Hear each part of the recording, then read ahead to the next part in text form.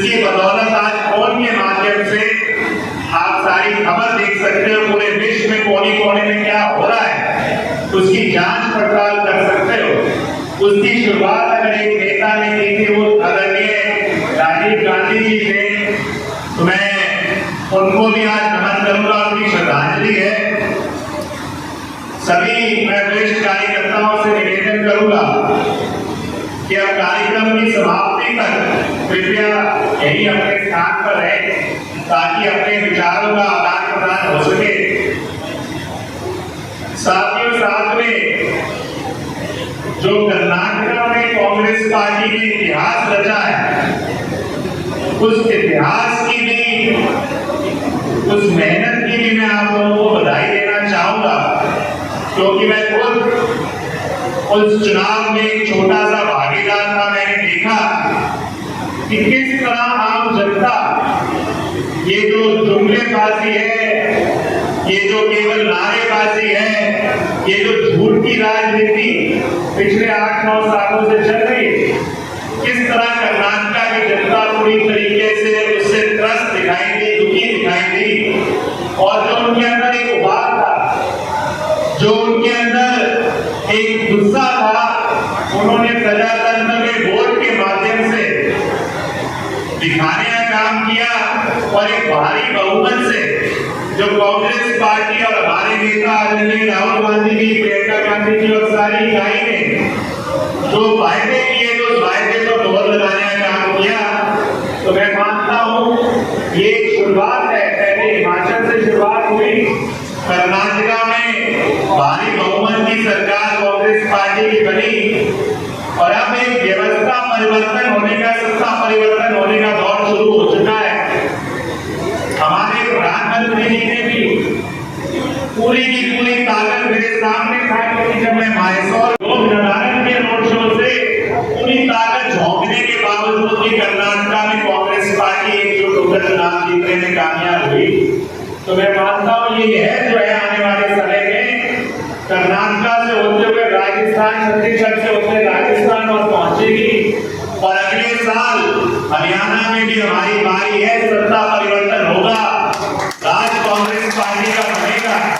और जो विकास की राजनीति जिसको आदरणीय डॉक्टर के सिंह हुड्डा साहब और पहले जो आपने 10 साल का राज कांग्रेस पार्टी का देखा, जिस तरह के काम पहले भी हुए और हमने उसको आगे बढ़ाने का प्रयास किया, उस तरह की राजनीति को सही मायने में अगली बार 2024 में फिर से बल मिलेगा, फिर से ताकत मिलेगी। अब एक लहर आने वाले समय में कांग्रेस पार्टी की लहर होगी, आम आदमी की और आपकी लहर होगी। तो मैं आपसे यही निवेदन करना चाहूंगा, जो कार्यकर्ता यहाँ पर रहते हैं, कि अपनी कमर कस के उसके लिए तैयारी कीजिए, क्योंकि ये चुनाव आपके भविष्य का चुनाव होगा। अगली बार सही मायने में जो आपके अधूरे सपने हैं उनको पूरा करने का चुनाव होगा। और इसका मैं मानता हूँ एक माहौल, क्योंकि मैं जब कर्नाटक में था, नतीजा आया, मेरे पास तकरीबन 100 और 150 फोन हमारे हल्के के, चाहे वो बुजुर्ग से बुजुर्ग क्यों ना हो, उसने भी करके बधाई दी। और एक उत्साह आज पूरे देश के अंदर है, एक जीत की लहर, जीत की गूंज। तो मैं आप सभी को इसके लिए आभार और बधाई देना चाहूंगा कि हर किसी की, हर कार्यकर्ता ये कुछ ना कुछ भूमिका है। आज का जो मुख्य मकसद मैं मानता हूं, जिसके लिए आप लोग यहाँ पर आए हैं, उसके लिए भी हाथ जोड़ के आपका धन्यवाद करना चाहूंगा। मैं हमेशा कहता हूं तो आपको कहीं ना कहीं विजय हासिल जरूर होती है, उसका परिणाम आपके सामने है। आप लोगों ने 2019 में कोशिश की और एक वायदे पे जो डॉक्टर साहब और मैंने दिया था कि एक वोट से आपको 2 विधायक मिलेंगे। आज अगर मैं कर्नाटक के अंदर था पार्टी की जिम्मेवारी निभाते हुए, तो मेरे पिता और आपके नेता आपके बीच में लगातार, मैं मानता हूँ जब भी आपकी दुख सुख की बात हो, आपकी जरूरत की बात हो, आपके बीच में निरंतर रहते हैं।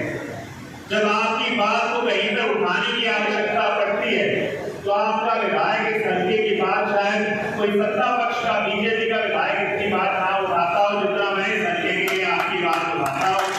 ये एक वोट से 2 विधायक की ताकत है। लोग मजाक उड़ाया करते थे पहले, और ये दिखाने किया है।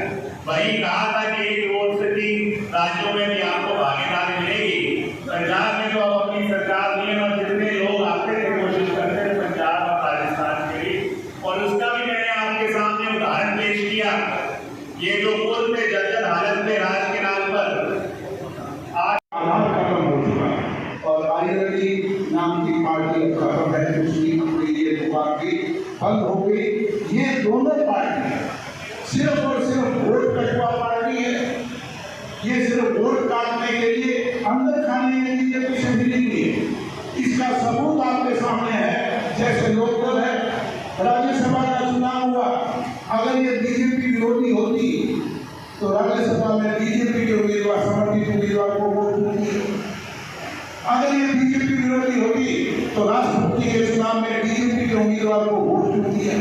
अगर ये बीजेपी विरोधी होती तो दवाई के अंदर नगर परिषद में बीजेपी के साथ हाथ मिलाकर कांग्रेस के उम्मीदवार को हराने का काम क्यों किया? तो ये मेरा कहने का मतलब सिर्फ उनकी साजिश है कि कांग्रेस सत्ता में ना आ जाए।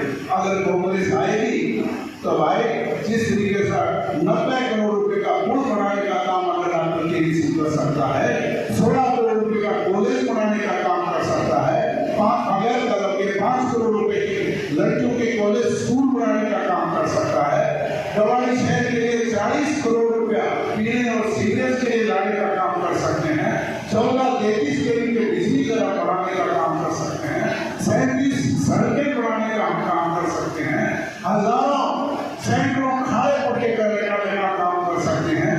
तो भाई दूसरी तरफ की जो पार्टियां हैं, जयललिता है, आईएनएलडी है, अगर इनके पास सत्ता आई तो ये ना तो पुल बनाएंगे, ना कॉलेज बनाएंगे, ना स्कूल बनाएंगे, ये तो बनाने का काम करेंगे।